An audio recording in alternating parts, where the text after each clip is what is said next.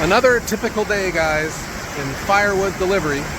I am in Chagrin Falls, Ohio, and you are looking at the Chagrin Falls, and it's just a beautiful sight. This is a beautiful town here in Northeast Ohio. I am on a sales call, but I thought, what the heck, I can stop and check out the falls here. And, you know, am I chagrined?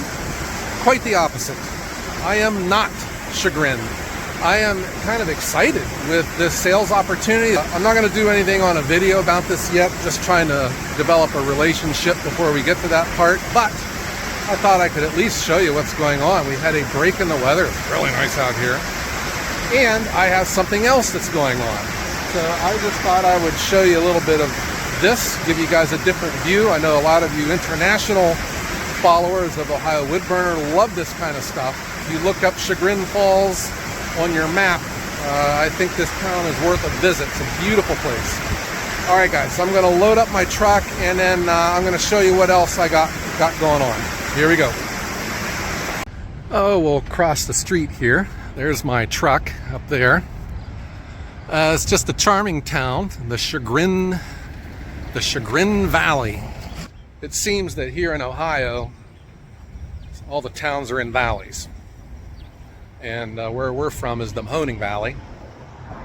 But it doesn't look quite like this. Beautiful place. This is what I've got going, guys. I am at a U-Haul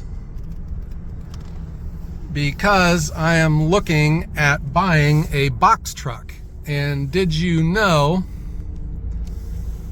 that U-Haul sells box trucks when they wear them out, I guess? But I have been told, and I've done some research, that there are some diamonds in the rough available. I think I just set off a burglar alarm. And back here are two of them. I had thought that I could show you what I'm thinking of. I think a box truck fits into my plans. So here we are, guys. I'm real sorry about the wind. So U-Haul sells older box trucks, and I just have it in my head that a box truck is a great idea. Okay, so they don't have a lift gate. Let's talk about that. I see me delivering pallets of bundles. They would keep my product out of the rain, and I just think that this is a nice way to deliver. All right, there's a ramp that comes out of here, however, and I see like unloading a pallet onto a dolly and just unloading, or having a pallet jack inside of the box and bringing it to the end and unloading it like that. Okay, the lift gates obviously add a lot of money to these, and I don't have a lot of money to play with. But these things are usually up for sale. They got around 150 to 200,000 miles, which I'm not crazy about. But all of the Fords, at least, have the tried and true V10, which is an excellent engine. It doesn't quite have the reputation of like the Ford. This is for all you old timers. It doesn't have the reputation of that straight six, the 300. If you ever heard of one of those blown up, it's a lie, because those things were bulletproof. These V10s, though, are very good engines. They're 300,000 mile engines. That is their reputation. Their other reputation is that they're very thirsty. They use a lot of fuel. Again, which I am not too crazy of. My truck, I get over 20 miles a gallon loaded with my truck. So this is just a different direction to think of. I went ahead and I met with the manager. We started both of these up. I haven't taken them for a ride yet. He said this one has sat here for over a month and it started right up. And I have trained my ear in dealing with cars, to listen to pounding on the bottom end of the engine when you first start them up, and it was quiet. Idled nice, both of them did, really. This one, however, has got some rust going on, And my point though is, these aren't just the only two that are for sale around here. There are a bunch of these for sale. If you were to go onto U-Haul's website, you can see all of the ones in your area that are for sale. There is one that I have my eye on though, guys. It's back my way in Youngstown. It is in very nice shape. However, the engine's blown up. I'm trying to open up this hatch. Let's check out what it looks like inside. Okay, very nice. So there is one that I'm looking at, but the engine is blown up. My thought is it only has 140,000 miles. If I got into it super duper cheap, you know, I could buy and pay someone to put the new engine in it, and I got me a brand new drivetrain, depending, you know, rolling the dice on the transmission. But the word on the street are the transmissions in these U-Hauls are usually good. But my whole thought is, if I were to get the one with the blown up engine and just pay someone, I'll buy a new engine and put it in it. I could get into that one cheaper than buying one that runs, and then I would have a van with a brand new engine in it. The only thing that's keeping me from pulling the trigger on that is, you know, it could be a money pit, because I don't know if the rear end's good. I don't know if the transmission's good. I don't know if it shakes going down the road. But man, these U-Hauls, all of them, they got nice tires on it. These tires look brand new on the back. The ones on the front aren't looking too hot. They got some wear on the front. But this is a 14-footer. This one over here is a 17-footer.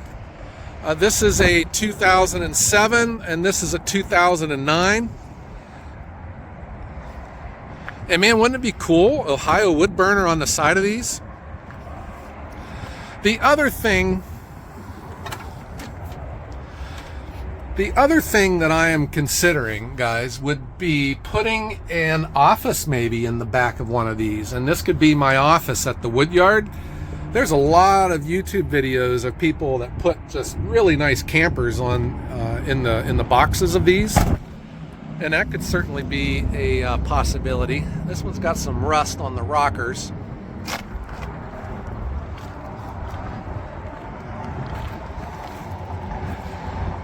It's even got a hitch. It's got a 7 round and a 4 flat on it. Here's the ramp. Okay. This is just what's been going through my mind, guys. Something like this. I am not crazy about spending money. I'm not crazy about paying more for insurance and for maintenance. These are just more tires to be flat, more batteries that'll be dead. But it's kind of like adding to the fleet. And if I'm going to be up in my game for bundle production, I think, you know, one of these box trucks make a lot of sense. So I'm going to try and pull this down here. Here we go.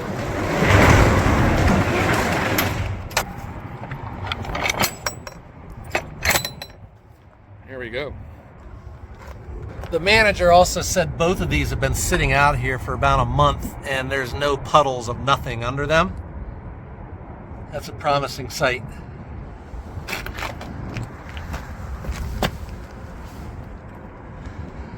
Nothing under the differential.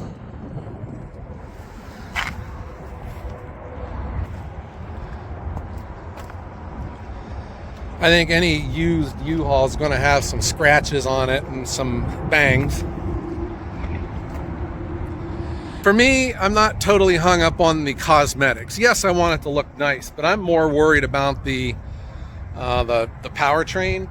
And if anyone's familiar with these 3-valve Fords, you know, they got the cam phasers and stuff, and man, they can cause you a lot of headaches. And trust me, it's not easy working on a van. It's hard to find the engine. This one here is a 9, but you know, the engine's behind this doghouse. These things pull out and then you can see half of the engine. But this one, I mean, this is a little higher miles. It's got like 170,000 on it. But, you know, the interior's still nice. It doesn't smell in here.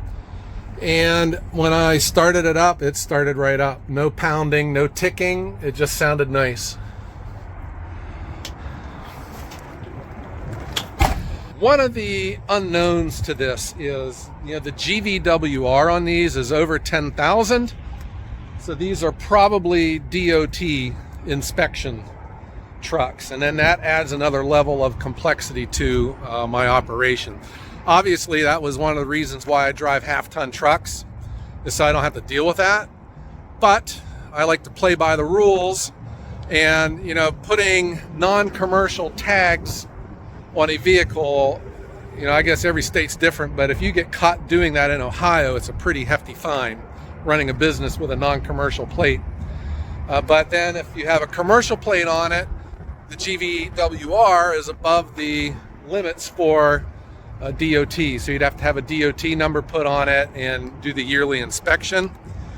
And, you know, if you got to do it, you got to do it, but I necessarily wouldn't want to if I don't have to.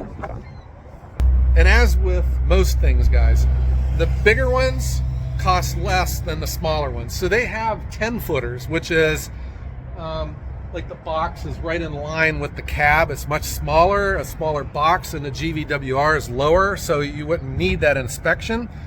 But I've already seen one, and man, they are really small, you know. This size here looks to be what I am looking for, but you know, the GVWR is the deal. These got the dual rear, these got duals on the back, so you got more tires to go flat. So I do not know what I'm going to do. I do not know if this is the right decision or the right direction. The idea of a box truck is very appealing to me, however.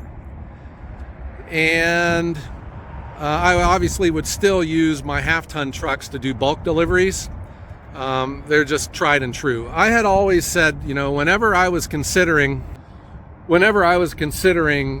going big, like I almost bought an F-250 once, and I just think that would have been a disaster because, you know, they're just more expensive to work on, higher fuel consumption, and the half-ton truck just makes so much more sense. It's just easy to get in.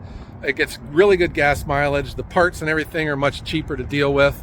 Maybe it sounds like I'm talking myself out of one of these box trucks, but this is different. And, you know, these are E450s. They're got some pretty heavy suspension on them, and it just seems like maybe this is what I need to do.